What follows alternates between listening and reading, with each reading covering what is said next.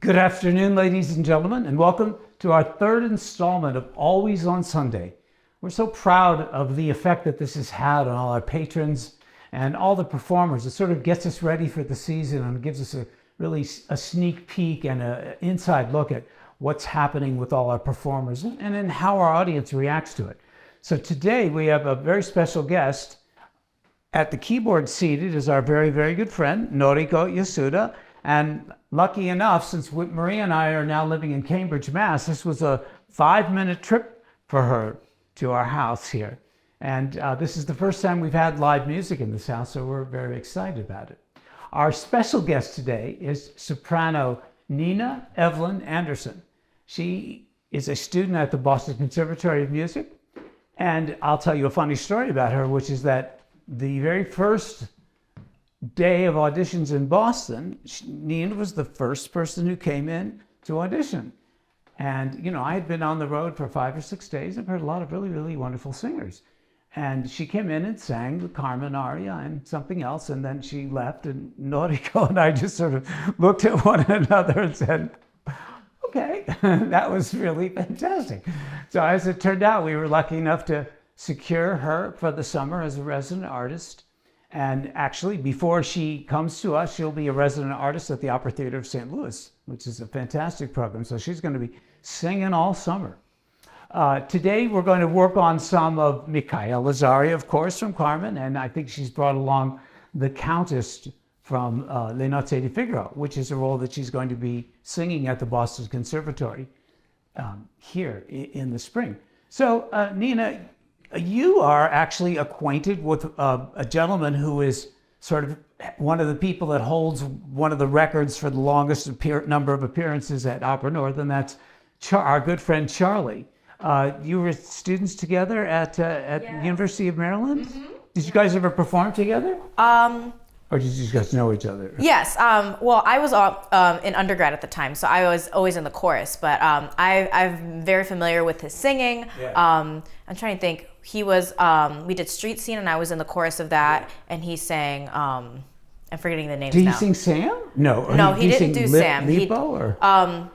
I think it was someone who sings in the ice cream thing. Okay, that's Lipo, yeah. Yes, okay, yeah. So he sang that role, and that was fantastic. Yeah, wonderful. And I've seen him perform in a lot of different things. And while I've been in the chorus, he's a really great person. And I actually asked him about this program because he'd been there a few times.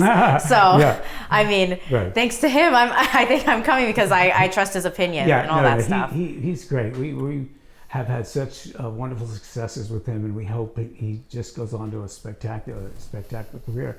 How did you come to go to Boston Conservatory? How did that path turn out? It's interesting, actually. I met, so the teacher I study with at Boston Conservatory is Dr. Rebecca Folsom. Mm-hmm, and I met, very well-known teacher. Yeah, I love her so much. But I met one of her students, actually, when I was at a summer program in Louisiana, of all places. And he was just telling me, he's like, you need to study with this woman. You need to go to Boston and study with her. And the school wasn't really on my radar until I had this interaction.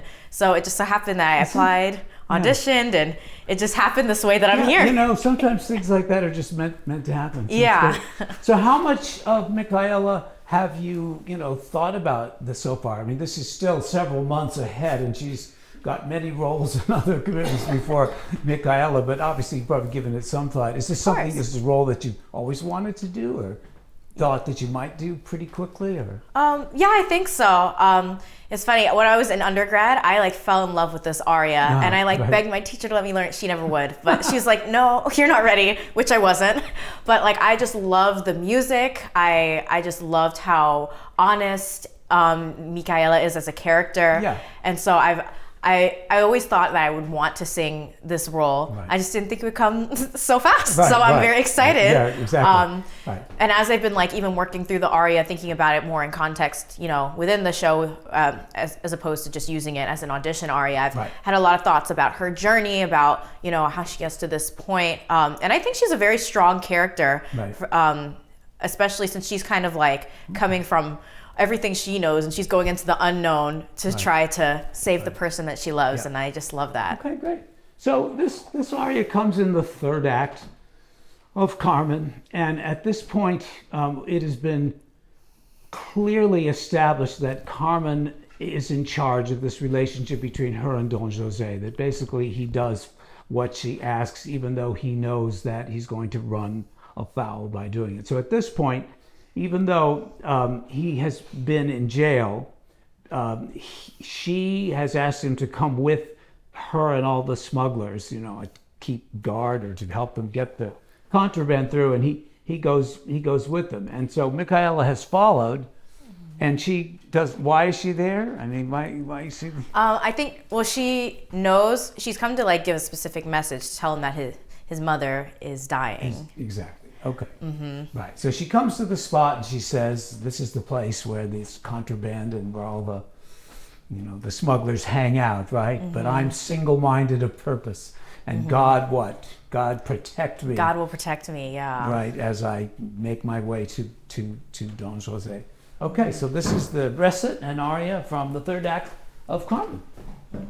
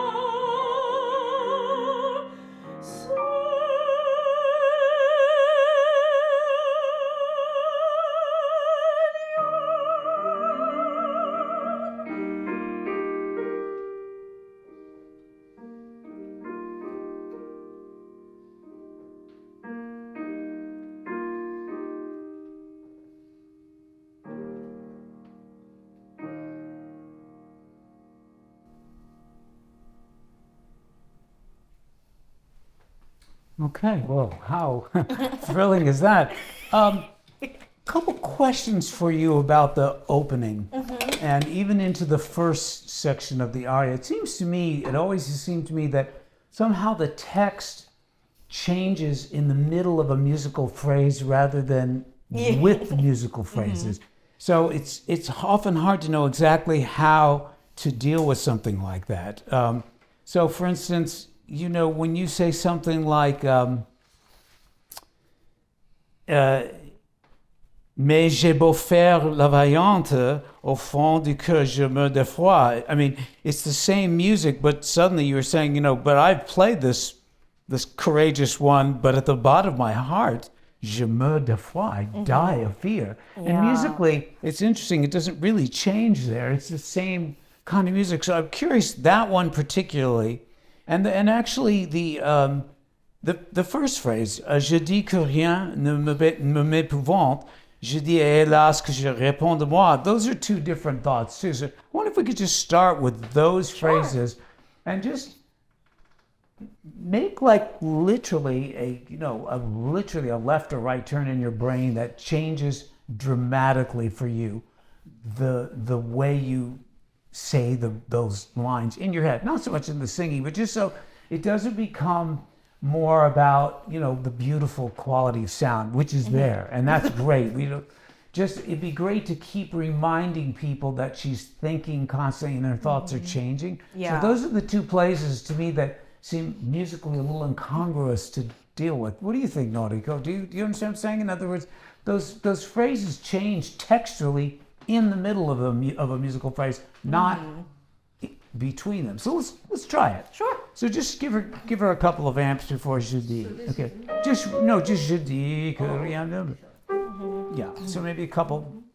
Okay. So one full measure again? Yeah, that's fine.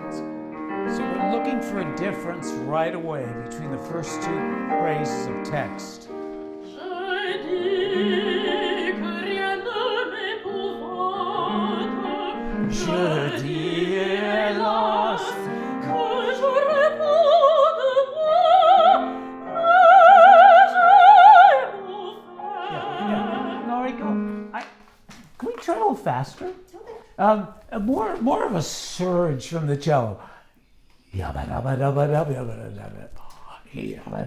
So that if it wants to go forward a little bit on, so she's singing, je dis que rien ne m'épouvante, je dis hélas que je réponds de moi.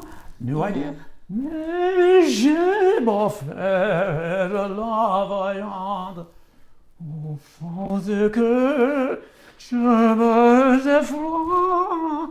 You know what I mean? Just so that, again, we don't really feel so much that it's this beautiful, symmetrical. I would like to see what happens when you emphasize the asymmetricality of the text. So sure. One more time. Okay.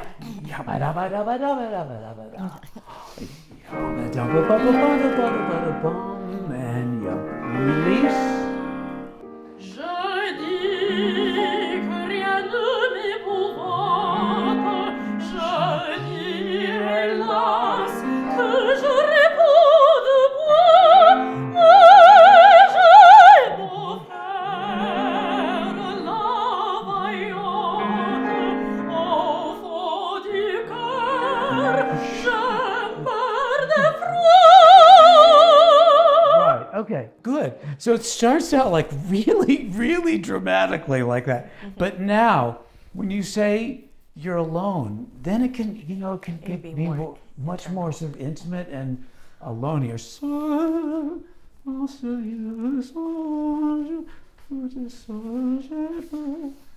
But, but I am wrong to have fear. Then again, it starts to surge. So feel again like, okay, so now we're at sa, okay? So it can be very, I don't want to say quieter, but just more intimate, more to yourself. Yeah, Okay, sure. try that.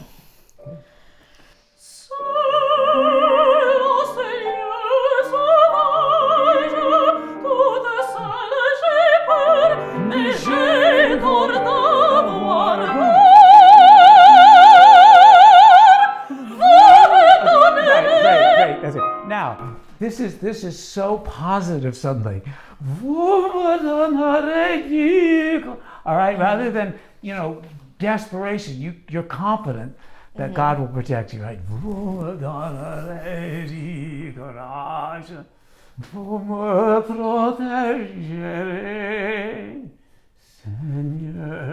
Let's try it. Yeah, so sol again.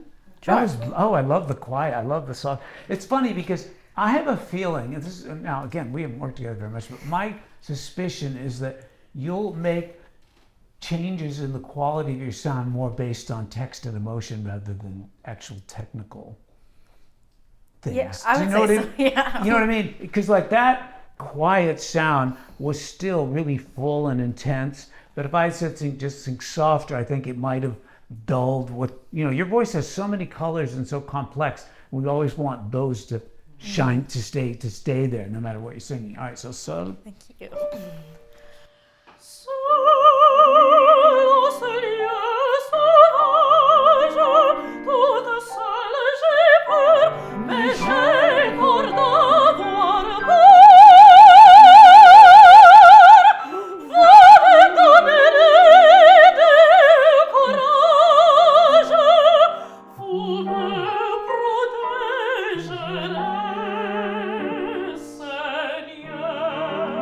Great. Okay.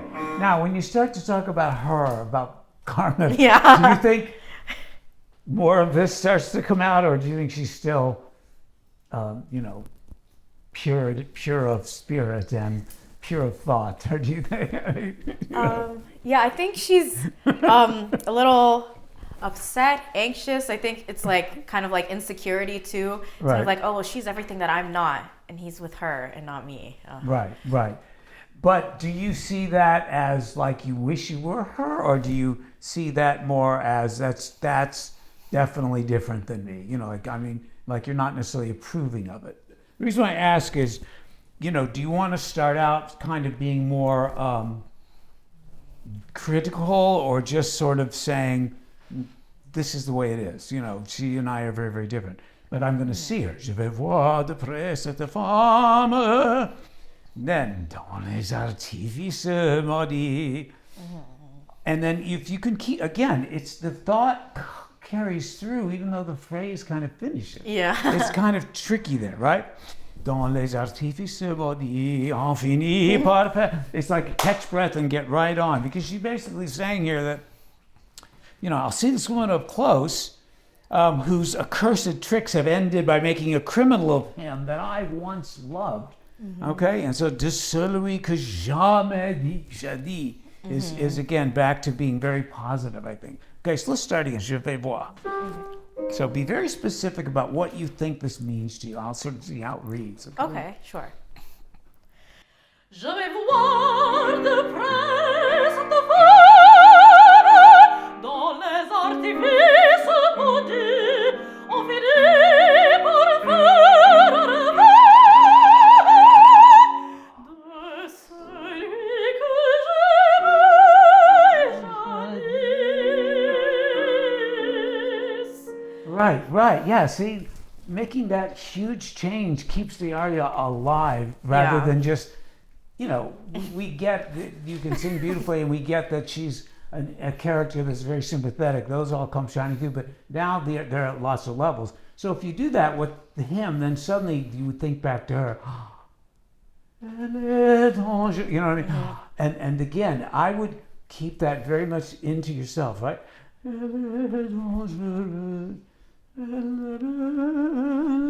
And then it's positive. Because I think of that as being triumphant, not, Okay. not. Okay, So sure. start. Elle est dangereuse. Elle est belle. Okay. Okay. Elle est dangereuse, elle est belle, mais je ne veux pas avoir peur. Non, je ne veux pas avoir peur. Je parlerai au levanteur. Great.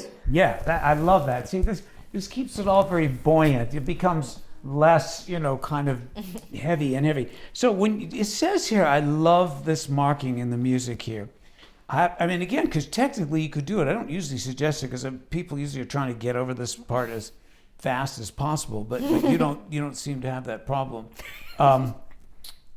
The senza rigore, the segna, not in a hurry. Just take your time there. Signor uomo proteggere, and then we're in tempo, da-di-da-di. So then rather than retard to the fermata, tempo to it, but then as long as you want and whatever you want. So in other words, Signor uomo proteggere, Signor uomo proteggere. And then we can take time to get that good breath. I feel like I can give you time there, right? Okay.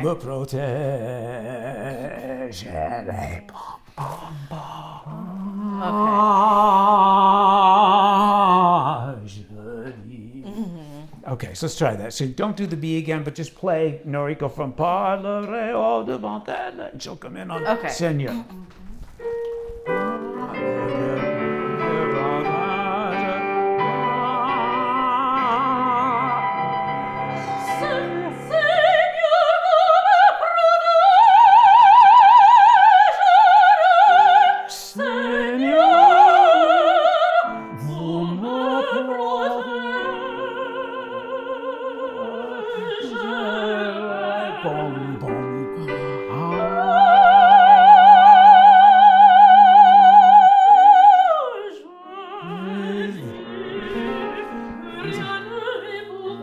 Okay, great. Okay, great. That's fine. All right, so now I want you to down for a second. This is a technical question, but why don't you grab a seat? Oh, we can just chat through. So I always feel that sopranos in the middle register always sound best to me when they feel like they're singing with more of the top part of their sound. Do you? I mean, like, I'm just curious. For instance, whenever you came down off of something like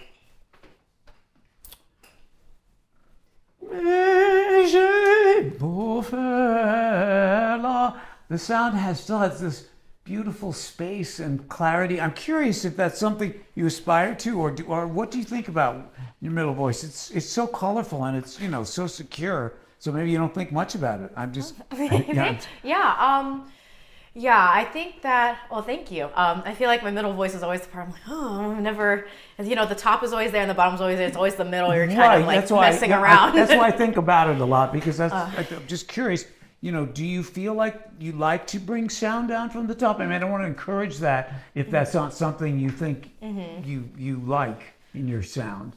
Yeah, I think it definitely has to have a sense of like brightness, resonance to it, so it doesn't get too like swallowed up, because we don't want it to get right. So do this.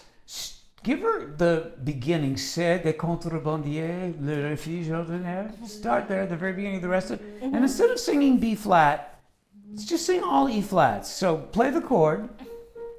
Okay, play the chord, and now give her E flat. E flat, not C'est des contrebandiers, le refuge ordinaire. Okay, just sing it all in the E flat. I want to see if you can use any of that resonance when you sing the middle B flat. Just something simple as that. So, sure. Yeah. All in E flat.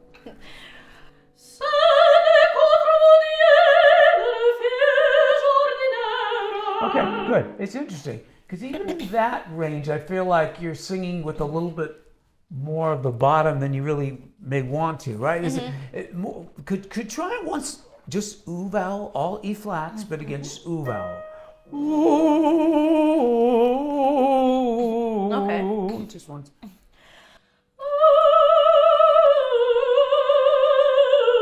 I would love to hear more of that sound. And say, C'est de contrebandier. And that the diction is so relaxed and so loose so that you can move through it very, very easy. C'est de contrebandier, le refuge ordinaire. Try it like that, okay? Okay. So with a little bit of that heady oohness and moving through very gracefully, all right? C'est des contrebandiers, le refuge ordinaire. Il est ici, je le verrai. Et de devoir que ma pose sa mère. Sans trembler, je l'accomplirai. Right. The reason why I'd be curious if you would listen back to that, what you think. I really, what I like about it is it establishes you as someone who's very careful with the words instead of sort of making us think of the sound first. This way, I think of the words first. Okay. Now, will that affect what happens next? I don't think so. Okay, Yeah. okay. It felt good. Yeah. I really like it. It just was, and I could get more of the differences in the, I don't want to make this about diction because there are people here who far better than I am with that, and I hear enough, but I heard more differences in the open and closed vowels and the nasals. You know what I mean? You sort of hear the different colors. Okay, so what about the very ending of this now? How do you like? What is your feeling about how to do the ending, starting with the coda? Protège-moi, oh Seigneur, donnez-moi du courage, protège. I'm just curious how you sort of hear it in your head. I mean, you feel like it's pretty much in tempo throughout, or do you like to move forward like a du courage? I mean, do you like the sort of drama of that, or do you feel like it's du courage, protège-moi, more in tempo? Because it can go in a number of different directions depending upon, what's artistically interesting and what you feel like your voice, can do. So I'm curious. So yeah, I kind of like taking time going to Donnez-moi du courage and then going back in tempo after that. Right. And then of course there's the fermata at the end. Do you see the je as the end of the phrase, or do you see that as a sort of taping back? Courage, or courage, which is harder. Yeah, I think I see it more as a tapering because it's also like not the syllable that you wouldn't go courage, right? See, exactly. That's what's hard about it. So, okay, let's try it. Try it that way. We'll give you some time, then we'll try it there. So, Noriko, let's go to protège-moi, oh Seigneur, donnez-moi du courage. Okay. So we'll give you that barb that it comes in on. Okay.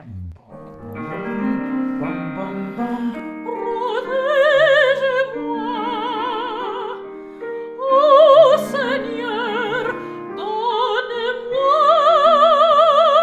du courage.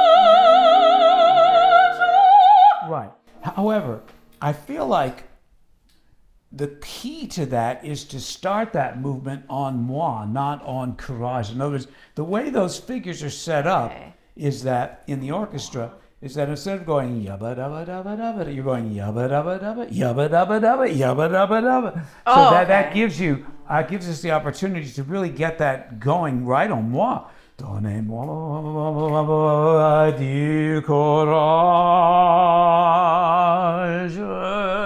Okay. Like that. Yeah. Okay, so let's try it that way. Same spot again. And also, try again. I don't want to say a little softer, but just like the same sound that you went on sol. Okay. Protégez-moi. Okay. Yeah.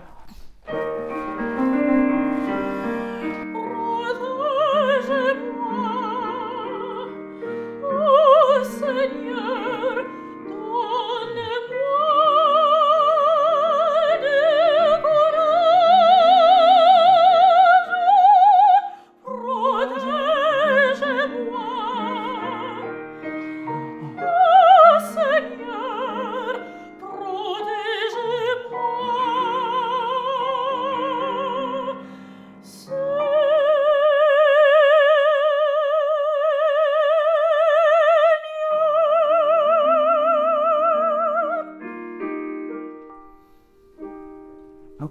good. Yeah, that feels nicely done. I think by just giving you a little bit of movement on donnez-moi, then that means we can start the slowing down just before je, and then you don't have to hit it. You can rather than je, or la je, ba je.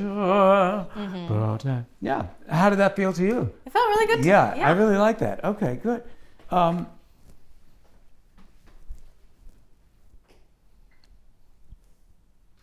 Have you looked at any of the duet at all? Not yet. Not yet. Unfortunately. It's a long sing. Yeah. It's a long sing. It's a long sing. It's quite long. And of course, the opening scene is really fun. Yeah, I'm excited. That scene is really fun because you get to just have the simplest of intents. You're there to find Don Jose, and then all of a sudden you're surrounded by, in our production, of 3 soldiers. Morales plus 2. The 2 guys who sing Remendado and Doug Cairo will play the other 2 soldiers. Okay. You want to sing something else? What else did you bring today? So I have Dove Sono from Le Nozze di Figaro. Okay. Yeah, great. Yeah, that'd be great. So tell us about being cast as the Countess at Boston Conservatory this spring. Yeah, I'm super excited to be doing the Countess. I started actually learning this aria about a year ago with my teacher. So it's kind of funny that it worked out that, they decided to do this production, because working on the whole role has really helped even inform how I do this aria, knowing the Countess's journey throughout the whole show and how this is her final moment where she's taking power. So I'm really excited to be able to tell that story on stage. It'll only have been my second role. Right.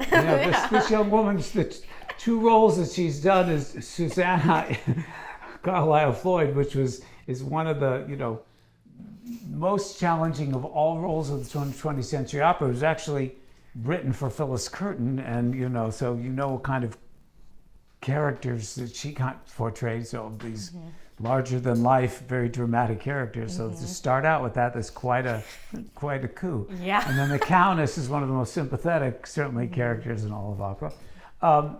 How long have you been singing this one? This aria, little over a year now. Okay, so great. I've been working on it over a while. All right. Well, let's hear some of it. All right.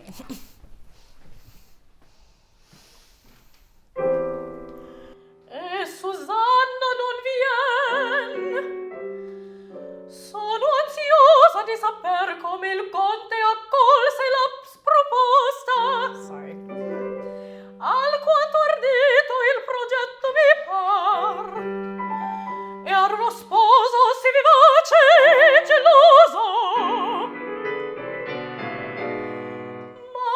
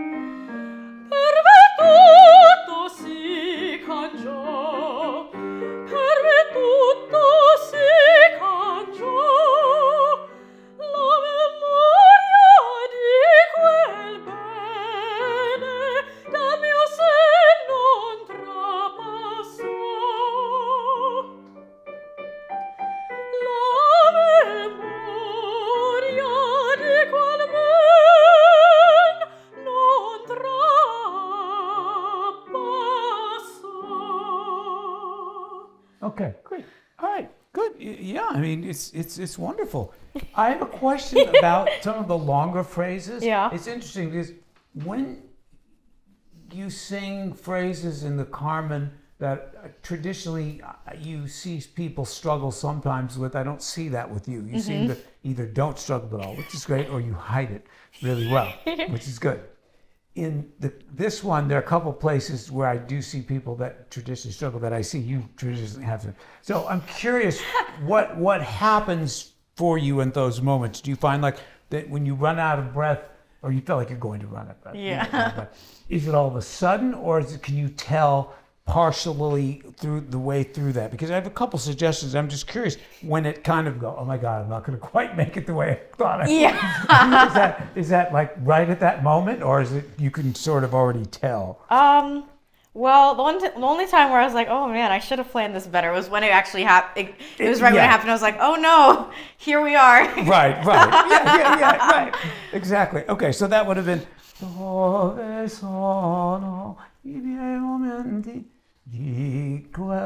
which one was it? Oh yeah, di dolcezza e di piacere. That's right. Okay, right. Yeah. Okay, that's right. Okay, so here is a place where, again, I feel like if you start in that higher, with the higher voice, Okay. and you'll be able to sort of conserve breath a little more because you won't be using quite so much lower resonance. So start with the di dolcezza e di piacere. Sure. Okay. Okay, Yeah. just write on it once, and then we'll try to put it in context. Yeah, okay, yeah. so start in that higher position, so to speak. It's something I talk about, but Sure. just di dolcezza. Right.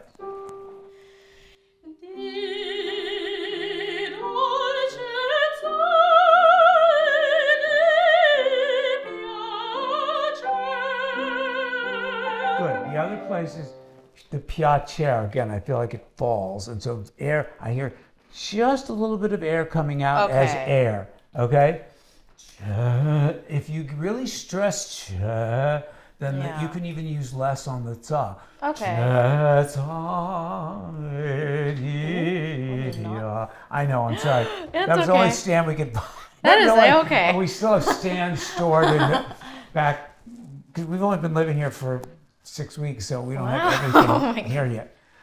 So try that again. So when you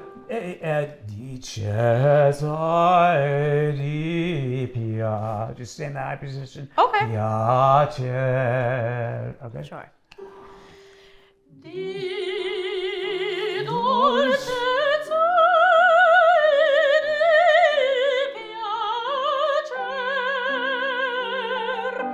Right. Yeah. I mean that just kind of gives you a way to sort of do that moment, because that one, let's face it, those of us who do auditions, we're waiting. We're waiting for that moment.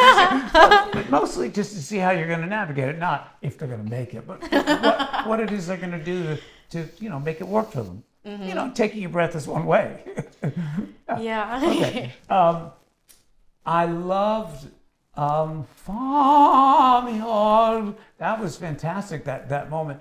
What I'm curious about is, what do you consider that dynamic in your voice? Because I feel like that is probably, you never want to go past that kind of quality, because it's really special. Your voice seems to find its focus and its groundedness all together at the same time, and yet I suspect for you don't probably feel like you're singing particularly loudly, right? Yeah, You know what I not mean? really, yeah. Right. So that's the way to conceive these phrases. It's just that sort of, it feels physically grounded and also spatially in the right, in the right position. All right, let's go to the cabaletta, to the fast part, the Sure. the allegro, right?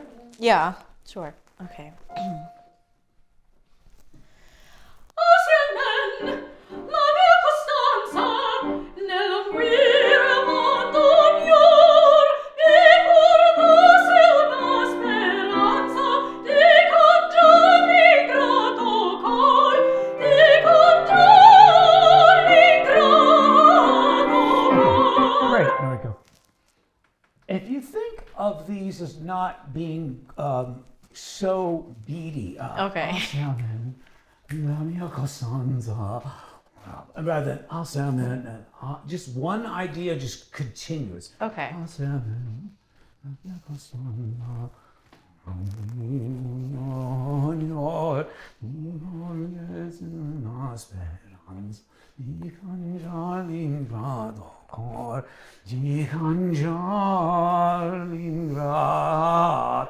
And that'll send her right off on her way. Okay, yeah. Okay. Sure.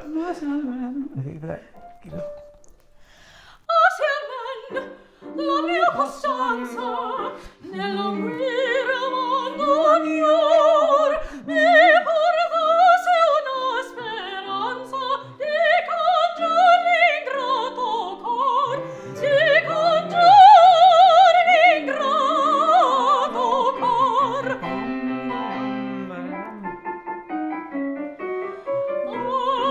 Assieme la mia costanza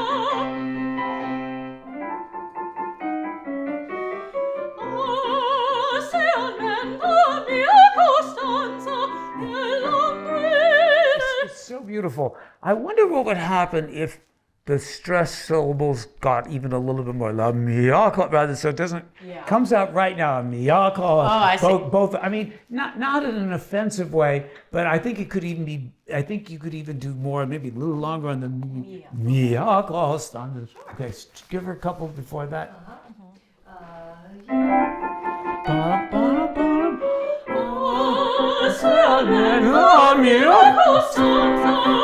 Yeah.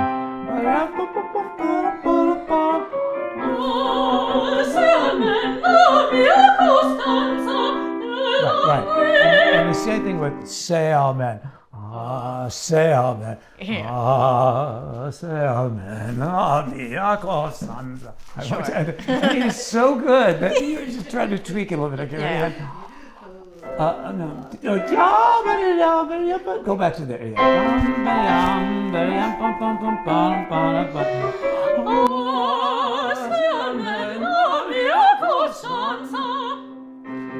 the could be stressed.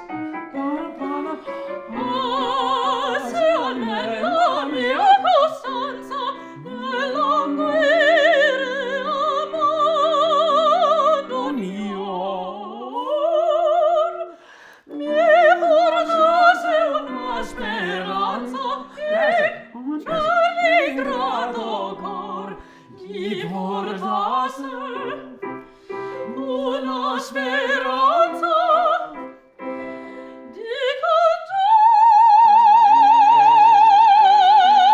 l'ingrato cor, di cangiare l'ingrato cor, di cangiare l'ingrato cor, di cangiare l'ingrato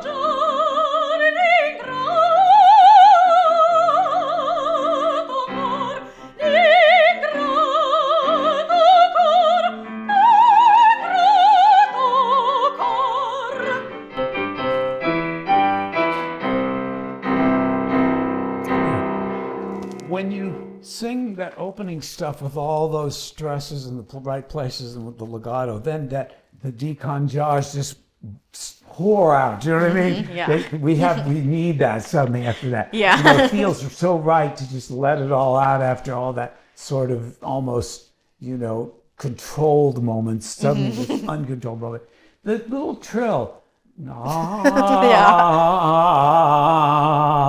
You need something to kind of begin it with a little bit more definition. You kind of ease into it instead of. Noriko's always so good with that. What do you suggest there? I think like Okay. Yeah. So that it begins with something very definite. Okay. Try that. Okay. and second time the E, you maybe you can renew your R vowel, so Okay. people can hear it very clear. Okay. Pitch there. Yeah, that's a good idea. Sure. Yeah. Okay. Yeah. Okay. Okay, you want me to just go right on? You don't have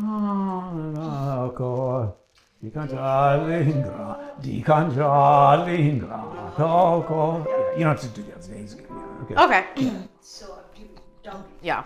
1.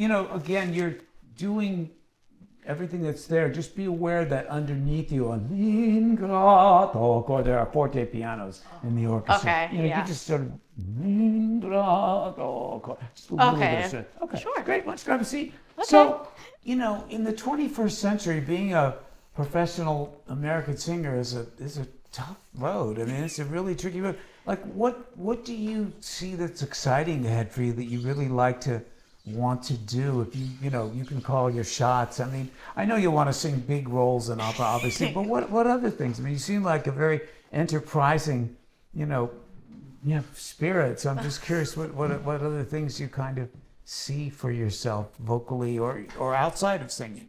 Sure, yeah. I am really passionate about programming works by Black composers. So I really hope that my career, I can continue to do that. While I've been at school, I gave a whole recital of music with musical settings of Langston Hughes poetry, all featuring a bunch of different Black composers, Leslie Adams, Robert Owens, a whole program, and it was very exciting. Do you think these composers are underrepresented in performances around the country? Yeah, I think so. When I was programming this recital, a lot of these pieces, like I had to only have like maybe 1 or 2 recordings even available if you want to go listen to it. So I definitely like to champion this work because it's gorgeous music, and I wish more people knew about it so they could program it on their school recitals. When people are touring and doing recitals, just incorporating these kinds of works, I think they're very essential and important. So I always want to incorporate that alongside of whatever I do with opera. I love performing operas. Do you see yourself in the future like maybe coaching singers through repertoire like that? I mean, in other words, do you see yourself having an affinity for this kind of thing that you can maybe help to keep this repertoire alive away, in this country and that kind of thing? Yeah, I think so. I hope so. I mean, of course, I'm so young now. I know, but I'm always curious what people's dreams and are. Yeah, I would love to be a part of like keeping this repertoire, not only performing it, but I would definitely love to help singers with this repertoire as I go through my career and I have more experience with it as well. I do have a small voice studio. I mean, I don't teach like professionals or anything, but I love to teach singing, and I would love to like kind of marry the music I love and also teaching sometime down the line. Right. What do you tend to focus on with the kids you work with? I assume are they kids? Yeah, kids. Sometimes adults who are just recreational. The main thing, it seems like nobody opens their mouth enough to sing. Everybody thinks that we were talking like this. They're like, oh, I just sing. I'm like, la, la, la, la, la. And I'm like, okay. Now open your mouth. Come on, guys. Like for the sound to carry, you really need to give the space. I'm just like, think of that ah vowel. We just want to put everything through that ah space. Right. So especially the kids are always fun because they'll over exaggerate like ah. That's great. So we're going to be working together with Noriko this summer. It's an outdoor space. It's in a big circus tent. But the acoustics are fantastic. The orchestra loves playing there, and the singers, it'll be in the round. So there'll be an audience on most sides. I mean, the orchestra. If you think of a circus tent as being pieces of a pie, the orchestra is one piece of the pie. Okay. And then the audience is the rest of the pie. And then you're sort of in the middle. It's a role that she comes in and out. She's not a through character like Don José or Carmen, but her and Escamillo are very they're crucial to the development of both Don José and Carmen. I mean, Escamillo more to Carmen and you more to Don José. And it's interesting how that is. To me, that's the dramatic structure of it. Those two characters are the way we see the two main characters through these secondary characters' eyes that we see them. Is there anything in particular that excites you about getting to do this? I mean, because of the orchestra and all that, or just the colleagues? I mean, there'll be some lovely colleagues to work with. Yeah, I'm just so excited to meet everybody and put this will be like kind of like my first production outside of school, so I'm really excited for that. To be doing a role that's like not within the academic setting, so I'm super excited to see. Which is different. I mean, even though the singers are still quote unquote resident artists. I mean, we like to think of them as, you know, being able to shape the production as much as the conductor director do. You know, that they have a voice in how it goes. And great. Have you spent much time in New England outside of Boston? No, I haven't. So I'll be Right. that'll be my first time in New Hampshire for sure. Okay. I'm very excited. My family's told me it's wonderful in the summer. So It's actually, Dan actually lives in the town where this all takes place. It's in a town called Cornish, New Hampshire. It's on the Connecticut River, and usually the mountain ranges in Vermont and New Hampshire are, you have many mountains together. Well, in this part of Vermont and New Hampshire, there's this one mountain that just is kind of hanging out all by itself. It's Mount Ascutney, and we are at the foothills of that, right along the Connecticut River. Do you have any questions for me or for Noriko or anything about anything we did today, or I mean, this is really fun. yes, this is a lot of fun. I'm just trying to give you, overarching picture of what kind of things I like to deal with. You know what I mean? Sure. I mean, I tend to not so much focus on the minutia of things. I tend to look at the overall shape of where they're going and how the character is being perceived. You know, what sorts of things about what they do make the audience react in a certain way. You know, so I think, for instance, in that aria, to begin the recital like that with just that incredible sound that just draws us immediately to the text, to the way you create the text, will then set them up for the great drama of the aria, which is pretty dramatic. yeah, it was very helpful. Thank you so much. Okay. Oh, you're quite welcome. All right. Well, anyway, I'm so thrilled that we can bring this to you. This was really fun, and here we are in our house in Cambridge doing this, as opposed to doing it in Hanover, but it's really exciting. So looking forward to hearing people's reactions to this wonderful day. Thank you.